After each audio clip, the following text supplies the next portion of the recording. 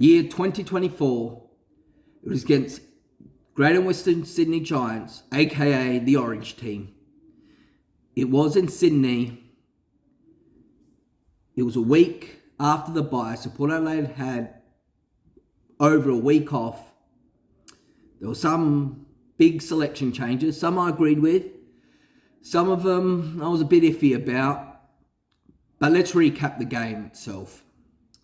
So Port Adelaide ended up going down to the GWS 73 points to 51 points in the end. Port Adelaide only kicked 6 goals. 6 goals throughout the whole game. You know what's even worse than only kicking 6 goals? Is kicking the first 3 goals of the game. Port kicked the first 3 goals, and then for the rest of the game after that, they only kicked 3 goals. When you're kicking 6 goals 15, you're not a top 4 team. Let's put a line through that. Now, are you a top 8 team, Port Adelaide? That's the question I have. Where did it go wrong? Well, let's look at the selections, for instance. There was a bit of a selection change by Box Hinkley. Decided to drop Dixon after his poor performance against Carlton and bring in Ollie Lord. First game for Ollie Lord this year. Let's look at Ollie Lord's stats. He was subbed out. Mindful, so I'm just going to pull up his stats. Where is he? Somewhere down the bottom. So before he was subbed out, Ollie Ward's, he was subbed out in the third quarter with only having 4 possessions. Ollie Lord, you haven't played all year. You need to prove yourself. You need to ensure that you take that tall forward position from someone like a Dixon, from someone like a Finlayson. And what do? On the day that you're there to perform and show people that you can play as a tall forward in the AFL A grade side, you get 4 touches. I actually didn't even know Ollie Lord was playing, to be honest. I didn't look at the team selection for the game. I just found out he got subbed out. And I was like, was Ollie Lord even playing? Like, did he play? Did he play that game? No. Wow, he did. Ollie Lord, mate. I don't know what they're going to do with you next week. Dixon got 3 weeks. I think 3 weeks in the SANFL. He's been suspended. So he definitely won't see Dixon back for the next 3 weeks. Is that a good thing? Bad thing? Who knows? But will Ollie Lord get another chance next week? Or they're going to bring Jeremy Finlayson back into the side? Who knows? Our whole forward line is shocking. The only one that really stood out was Georgiades. Again, after his great performance against Carlton the week before, kicking 4 goals, Georgiades again. How many goals did Georgiades kick? It was at least 3. Where is he? On my stat sheet. Here he is. He kicked the first goal of the game. Ended up kicking 3 goals. That's not bad. 3 goals. I'll take 3 goals. So Georgiades kicked half the goals for that game. Todd Marshall. Did he play? Oh, it looks like he did. He kicked 1 goal. Todd, you got to do better than that. You got to be kicking 3 goals as well. If you want to play AFL grade forward, you got to be kicking 2-3 goals a game every week, and then sometimes kicking your 4 to 6 goals every week. But 1 goal is not good enough. So what is the issue? I said it before. Watch my previous videos. Who is our forward coach? Oh, that's right. Chad Cornflakes, who never played really as a forward in his AFL career. Great player for Port Adelaide. But he was mainly a defender. Why do we have Chad Corns as our forward coach? It makes 0 sense. Number 1, that needs to change immediately. I don't care. Get rid of him. Chad Cornflakes is not a forward coach. He's not a forward player. He never dominated as a forward player. You need a player that actually played as a forward and teach these forwards how to lead, how to mark inside 50, how to take set shots. Might as well make Georgiades our forward coach, actually. Pay him 2 roles. He's been doing it right the last couple of weeks. And he's only young. Now, Zach Butters, one of our best players, got the tag again this week. He didn't do too bad with the tag. How many possessions did he get having a hard tag on him? He got 17 possessions. I think if you've got a strong tag on you getting about 20 possessions, that's okay. So he didn't do too bad, but he did get hard on the tag. Looks like he'll get suspended for at least a week. because of that frustration. So it looks like we won't have Zach Butters next week against Brisbane. But really, the only real player that kind of stood out was Dan Houston. Dan Houston absolutely dominated. Look at this, 174 in Supercoach. Playing off halfback. How many possessions did he get? 35 possessions, Dan Houston. 35 possessions. 28 of those possessions were kicks. Not handballs, were kicks. You know, Dan Houston by far was our best player. Even Travis Boak didn't do too bad for a player who's played over 350 games. Rosie, what was your stats? Came back from an injury. Did you even get 20 possessions? Let me look. You got 14 possessions. He did come back from an injury. And Jason Horne-Francis, 18 possessions.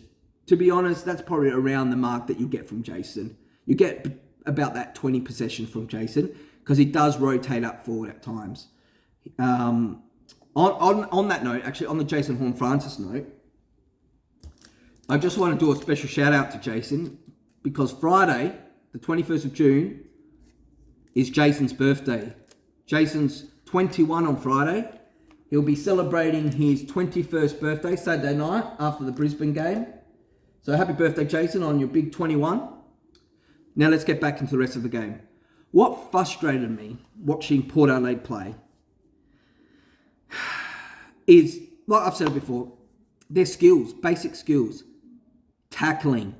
These players are too scared, too lazy, too soft to tackle the ball. So many times, GWS players had it and they just broke through the tackles. Just grab the player and tackle him. That's one thing I just want to see you improve for next week, is tackle your players. Hard tackling. Don't go soft. Don't go soft. Don't be soft players. You get paid hundreds of $1,000s a year, each of you. Tackle hard. I prefer you tackle hard and give away a free kick than don't tackle at all and they just run through you and score a goal.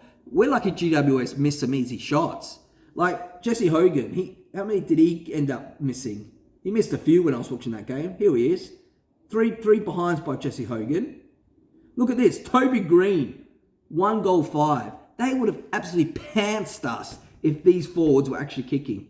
They had 9 goals, 19. GWS, we could have won that game if we kicked straighter because they weren't kicking straight at all. But of course, they still won the game. Absolutely blitzed us. Who was their best player? Well, it looks like Kieran Briggs, best player. Looks like. Now, I've said it before and I'll say it again. Our selections, it starts Box Hinkley. We can't wait till he goes. And one day he'll be man enough to say, you know what? I'm done. I'm going to go back selling cars because that's the only thing I used to do good, was a used car salesman. Selections are terrible. They've got no skills. The whole team plays poor. There's no structure. There's no momentum when they're running. Their inside 50s are terrible. This is simple coaching. I'm sorry. I'm going to name and shame here. Jace Burgoyne. He gets a lot of the ball. You see him around, but he's no impact. He's no impact whatsoever. He gets pushed over. He's very B grade. B grade Burgoyne. What were your stats? 15 possessions. And you're playing on the wing. You're playing as a wingman. You're not even playing on the midfield. You get 15 possessions and don't have much of an impact. Surely we've got better people to play on the wing than Jace Burgoyne. Speaking of people on the wing, where did Jackson Mead, another B grader. Another B grader. And I'm telling you, there's another B grader. Where is he? Darcy Byrne-Jones. Darcy Byrne-Jones, tried him half back, didn't do much. Put him up forward, doesn't do much. Least impactful player. Hopefully we get Willie Rioli back in. We miss Willie Rioli. He's our only dominant small forward. Mate, take Darcy Byrne-Jones' spot because I can't see Darcy Byrne-Jones. He's not impactful whatsoever. Top up player, get a haircut. Francis Evans, another B grade player. Jed McEntee, another B grade player. That's 5 B grade players. Top up player. These are top up B grade players.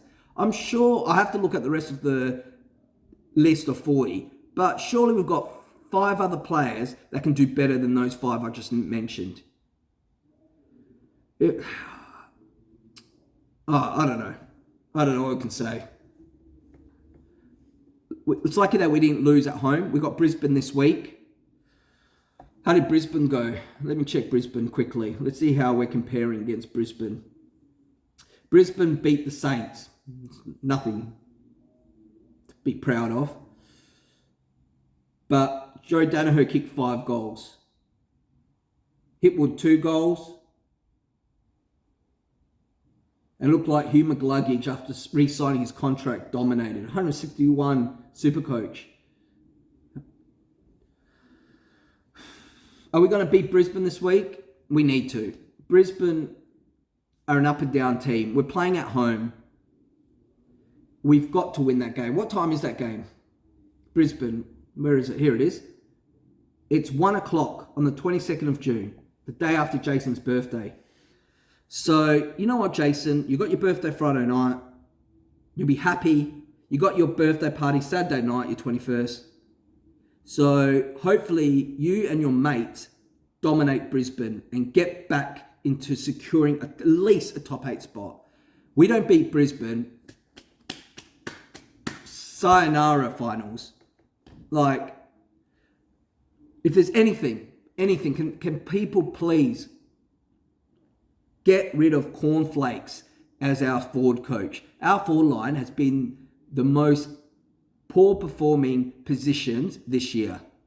Another game of 6 goals, with 3 of them from one player.